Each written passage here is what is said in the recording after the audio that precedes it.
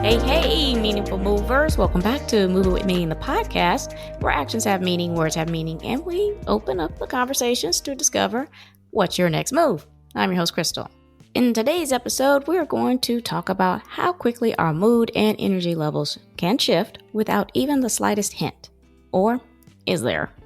But y'all know how it is and what we do. We need to set that theme, so let's go ahead and do that. The word of the day is affirmation. This is the act of both giving and receiving emotional support, acknowledgement, or encouragement.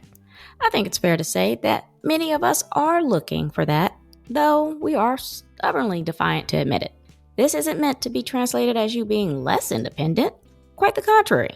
You are human, and we all need a little TLC. Yet, even then, we struggle to communicate how that looks and feels for us uniquely. That frustration can build up and cause our actions, thoughts, words, and disposition to go a little haywire. After all, one may think if you're not getting the results you want one way, then why not do the complete opposite? And that's enough of me talking. How about we introduce our guest? And there is no one better to do that than himself, Dave. Why don't you give the people a bit of background about yourself and what you're going to share with us today? Great. Hi, Krystal. Happy to be here. Thanks for having me. Dave Mowry. I suffer from bipolar disorder, severe anxiety, have all my adult life. The anxiety started when I was 13 and has been with me. I was a successful businessman, doing well, and the family and I were very happy and content. And then in 1996, I had a mental breakdown. My mind snapped. Literally, I could feel it. I could hear it. The muscles in my face went slack and my voice went monotone and my mind just stopped working and my vision was a bit blurry. I went home, sat on the couch, and then I went to bed and started my 14 lost years and dark days of not being able to function, isolating, not being able to interact with people. If I did, it was in a situation where I had to, I'd pretend I'd be the imposter. I'd pretend to be okay. But I knew if they looked in my eyes, they'd see the fear and anxiety and dread inside me. And so I would be the least interesting person to talk to and hope they would go away as quickly as possible. Then I'd go blend into the wall and hope nobody would come up and talk to me. I'd go to the mailbox at night because that way I wouldn't run into anybody and I wouldn't have to talk to anybody. That's really interesting. Let me jump in here. I think you're describing a whole lot of feelings that people feel. Well, I call them funks, where I'll hit a funk. I talk to a lot of people and they're like, oh my God, you do that too, where I just don't want to be around anyone.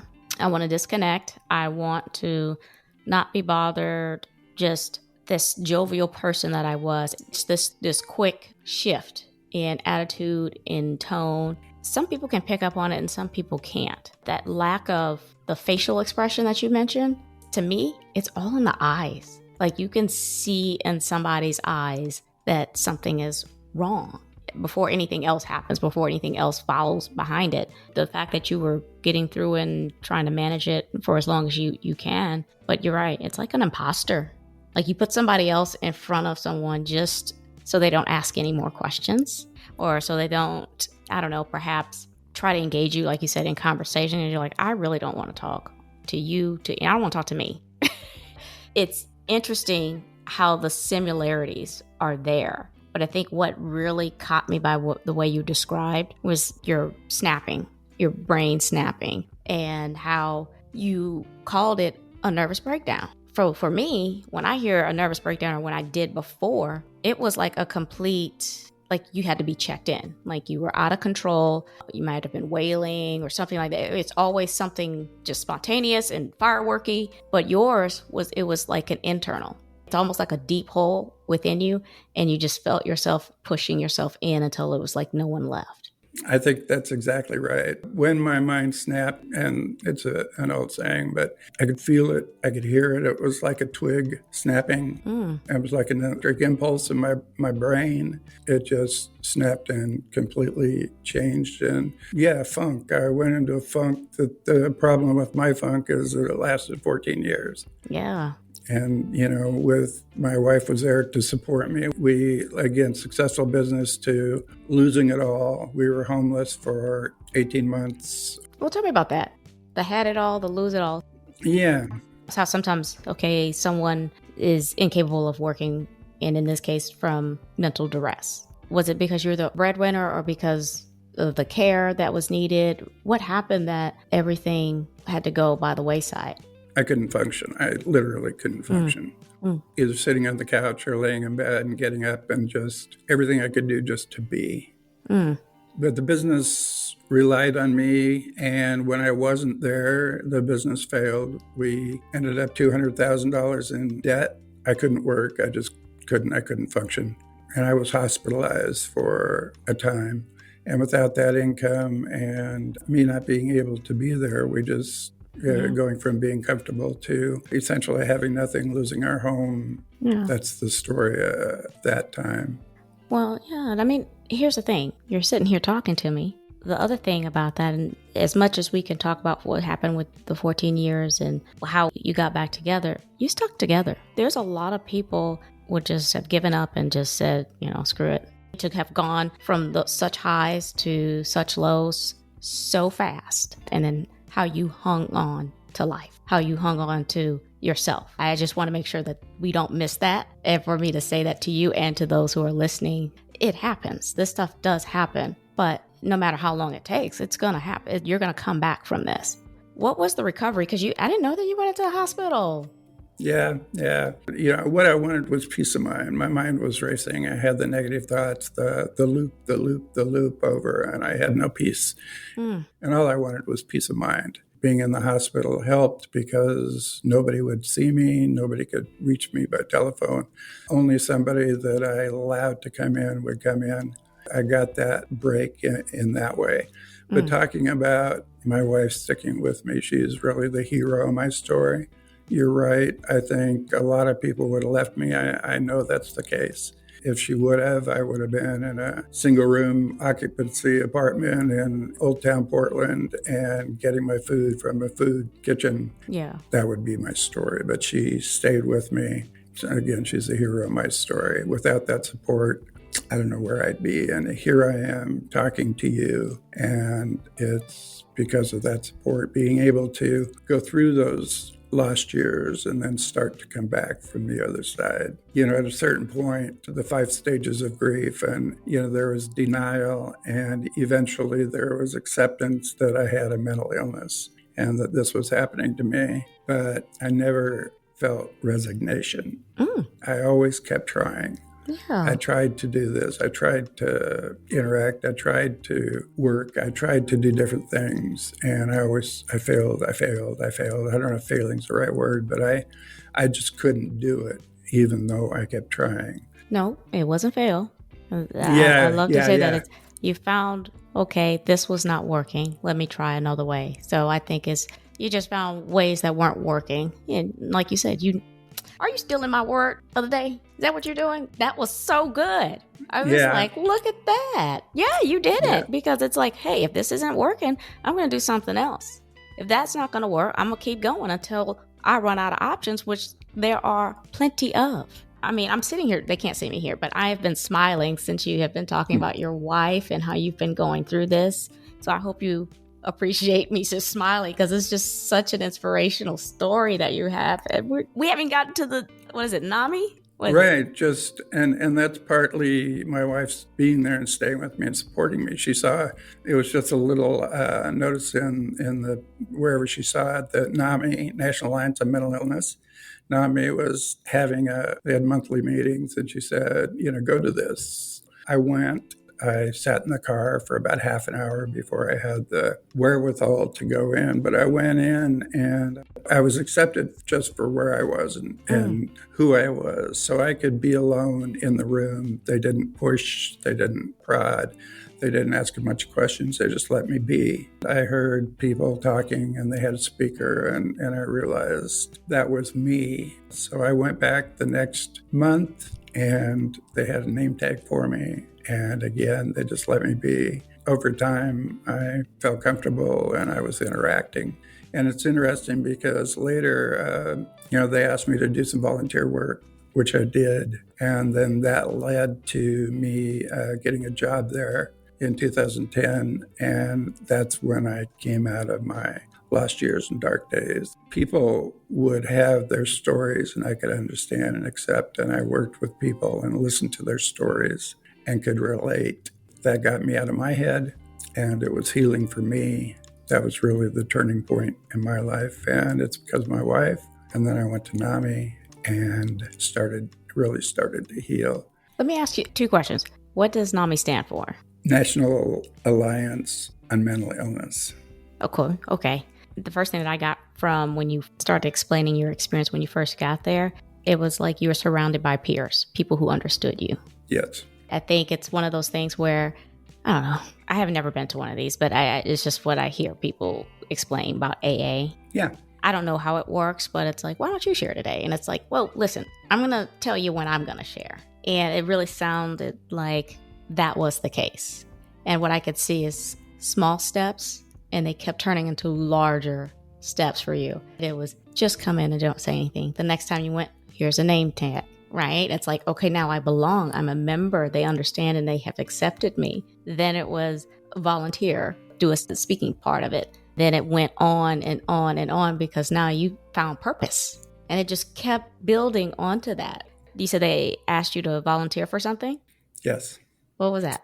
They have a program called In Our Own Voice, where people share part of their story. When I started volunteering and being honest about my story and not pretending that I was okay, I was calm and I was peaceful, and I could do that. Whereas I was still not able to interact with people on a regular basis. The anxiety would build. I'd have a panic attack and I'd have to escape. But when I was telling my story with honesty and openness, that didn't happen. I was calm. I told my story. It led to more acceptance on my part, but it was also helping other people. And I started to find my purpose. I had no purpose before. I was just trying to hang on, just trying to be, and just trying to survive. Going with NAMI and starting to tell my story and work with other peers, I love that. I found my purpose. It was to help other people and wherever they were in their journey with mental illness, mental health challenges, to share a little bit about my story, to understand, to accept them. I found my purpose. Isn't that amazing, though? Once you hit that acceptance, once you say, okay, I'm going to be honest with who I am, at that point, I'm no longer afraid of judgment. I think when we talk about pretending, it's like the pretender versus protector. So for me pretending is I'm thinking I'm protecting, not myself. I'm protecting other people from me. Not in a bad way. Not in a bad way like I'm going to cause somebody harm. But you think I have something going on with me mentally. And I'm thinking I don't want to burden anybody else with that. So I start pretending because I'm thinking I'm protecting them. And in actuality, it's hurting them because they're thinking, well, why didn't you give me the chance to help? Why did you not trust me? Right. It's like a double-edged sword in that case. And it's good to hear you say before you had that acceptance, you always had the panic attacks. And then right after that, it was easier to speak about it. It was easier to speak to people. It was just a breath of fresh air. It was like a normal day, breathing in and out without the hesitations, without the choking on your chest. I don't know if you've ever experienced that, but I've always had a tightness in my chest and like a knot in my throat. Yep. When I got that way, for sure. Now you've told stories, right? So you've now been able to speak in front of people, but that didn't stop there, did it? No, I was asked to blog by bphope.com, BP Magazine, bphope.com, and it's one of the top blogs in the country for mental health. And so I started telling my story 600 words at a time. There was these 3 steps to better mental health, or, do this, or this helps, or recommendations, that type of thing. And what I did is I just wrote about my experiences of my panic attacks, what it felt, the situation. And so I told my story that way. It resonated with people, and my blog posts have been read by over 1 million people. And the most common response is, OMG, that's me. You're telling my story. I don't feel so alone now. And they'd share the blog post with family and friends. And so people could truly understand what somebody with a mental illness, what it was like and what somebody was going through. I like that. Yeah. I like that. It's interesting how powerful your story is, that people will share what your words were and say, this is me. Because you know what I'm saying? Like I do. They can't write it. I can't say it as well as this person has just articulated my entire life. So instead of me doing this, how about let me take my first step and share somebody else's story and say, this is exactly what I've been trying to tell you this whole time. It's so magical. When you're in that spot, I know when I was in my dark days, I had all the feelings and the experiences, but I didn't know how to describe it. I just didn't know. When I was able to share those experiences and other people could see it and feel it, like I said, it resonated with them. And during that time, at that same time, NAMI brought in a comic from Vancouver, BC, and this comic taught stand-up comedy to folks with mental illness. For whatever reason, I said, I can do that. And so I joined the class. The more challenges you've had, the more material you have for comedy. And I had lots of material. True. And I started looking for looking for humor in those bad experiences and my great challenges, my panic attacks, my anxiety, all these different things. Once I started looking for the humor in it, it changed everything, because I had PTSD from the loss and the tragedy and the homelessness and all that. I'd hear a song on the radio and it would trigger thoughts, and I'd go back to that and experience that bad time and those bad feelings. And looking for the humor in my experiences, it started to not happen. It changed everything. My PTSD was reduced. It wasn't all the way gone, but it was almost all the way gone. I was able to write jokes, and I helped other people in the class write jokes. I had a knack for it. It was a surprise to me. And then we performed. And again, I was nervous and I had panic attacks when I talked in front of groups or whatever, except when I was telling my story. But I could get on stage in front of 100 people and tell my story one joke at a time and never be nervous, always able to tell it. One reason is because I liked my jokes. I thought my jokes were funny. So if I thought they were funny, I was telling them that's okay, even if somebody else didn't think they're funny. Oh, yeah. You got to like your own material, for sure. Exactly. Exactly. One thing I wanted to point out is when people say, oh, I'm going to turn that situation to something humorous, it's not, just as more of a clarification, it is not as if we're making light of the situation. That's not the intent of us saying, or of you saying, okay, as I'm about to go into this panic attack or something is being triggered, I'm not going to go into a space of negativity. It's just creating a positive atmosphere in my environment for me to go to, so that whenever that memory comes up, I'm no longer attaching the negative feelings and emotions and thoughts to it. I'm attaching something that's more positive, something that's more fruitful, something that is, relatable, palatable to others who have been through something like that and could also see it in a different manner as well. It's like a love language, like, the language of humor that I think is universal to a lot of people. I think it crosses all bridges and ways of life and cultures, because everyone loves to smile. Everyone loves that. Yeah, when I'm performing it, I'm not making fun of people. I'm just telling my story and what impacted me, and then coming across with making it humorous. Again, people in the audience relate and feel a release and a relief, and that's, other people are going through this thing. He went through this, but he found humor in it. By sharing that humor, again, people would laugh. The comments would be, OMG, that's me. Are you ready for a joke? Can I share one with you? I was just going to say, you want to take us out with a joke? Sure. When being mentally ill, and I took medication, and one of the side effects from the medication was weight gain. And true to form, I gained 30 pounds after I started taking my meds. So I decided to do something about it. I joined a fitness club and I started working out. And one day I was doing the treadmill and the guy next to me looked over and said, "You're not going very fast." I said, "That's okay. My mind's racing." Very true. Yeah. So, that covers medication, that covers mind racing, that covers negative thoughts, that covers So much. and shares with humor. Especially people with mental health challenges laugh and they understand and they relate. Absolutely. So, yeah. I teach stand-up comedy to folks with mental illness now, and the same thing, the transformations happens with them, and I see that transformation, and they find humor. It's healing with humor. It's powerful, and it doesn't have to be mental illness. It can be any kind of loss or any kind of trauma. There are some things that are never funny. It just takes people away from that, and it's very powerful. I like the last piece of that where you said healing with humor. I think that was like a brilliant last statement.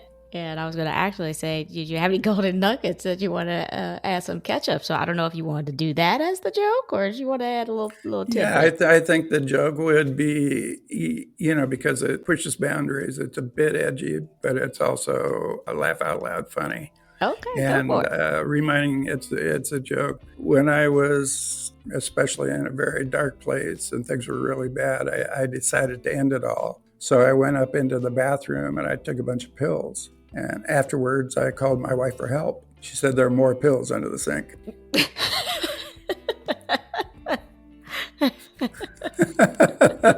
I know. I got it. I don't know about anybody else. Yeah, I'm sure. Yeah. And so, everybody I know with bipolar disorder has suicidal ideation. Everybody. And it comes out. And most people don't act on it. But when you can find some humor in it, it's really healing. Thank you so much for just having this conversation with me and reaching out to a lot of folks. I know you're going to touch a lot of people today. That's the episode today. I have to say personally, when that feeling of acceptance, validation, or recognition comes through, it is like you are taking a breath for the first time. Or you've wiped the smudges from your glasses, put them back on, and you see the world so much clearer. You want to hold on to that feeling forever. Oh well, we all know that's not the case. My advice? Savor that moment and catch it in a bottle, like one of those fireflies, or lightning bugs as we used to call them, because just like them, given enough oxygen, our light shines even in the brightest of days. Or we can take Dave's approach and crack a joke. Smile and laugh. Humor is a form of healing, That's why I appreciate Dave for sharing his personal story and finding his talent for humor and using it to help others. Can any of you relate to Dave's struggles and feel that you are always taking the wrong turns? It's important to never give up. Everyone's journey has its own pace. Make sure to keep your eyes focused on your target. Perhaps you have a similar story and would love to share your moment of affirmation. I love it all, and so will someone else. Before I let you go, Dave, why don't you go ahead and remind the people who you are, where they can find your resources, or reach out to you. Okay, Dave Mowry. You can look at my book, OMG, That's Me. It's a compilation of the blog posts, most popular posts. And it's sold over 17,000 copies and done really well because people can relate. Also, OMG, That's Me 3. I'm on Facebook and LinkedIn, but if anybody listening wants to talk or connect individually, my email is davemowry2@gmail.com. I'd like to hear from you and share your story with me, and we can both heal with a little humor. I'll make sure to include all of Dave's resources and connections in the episode description, as well as on my website's resources page, movingwithmeaning.com. Make sure you guys subscribe to the show, Moving With Meaning, the podcast, and tap that alert bell so you know when these episodes drop. I am on Apple Podcasts, Amazon Music, Spotify, and YouTube Music. Please share, like, repost, and follow. Tag someone. We are creating a community here. Quick housekeeping before you go. Follow me on Instagram at movingwithmeaning82 and on Pinterest at Arthur K.B. Clark. Also connect with me on LinkedIn. I do dabble in TikTok at Krystal B. Clark. My Etsy store has some handy dandy digital downloads. Lastly, run over to my YouTube channel and have a look or two. Links are in the episode. Alrighty, I'm Krystal on Moving with Meaning, the podcast, reminding you to take it one step at a time. All moves have meaning. Check you later.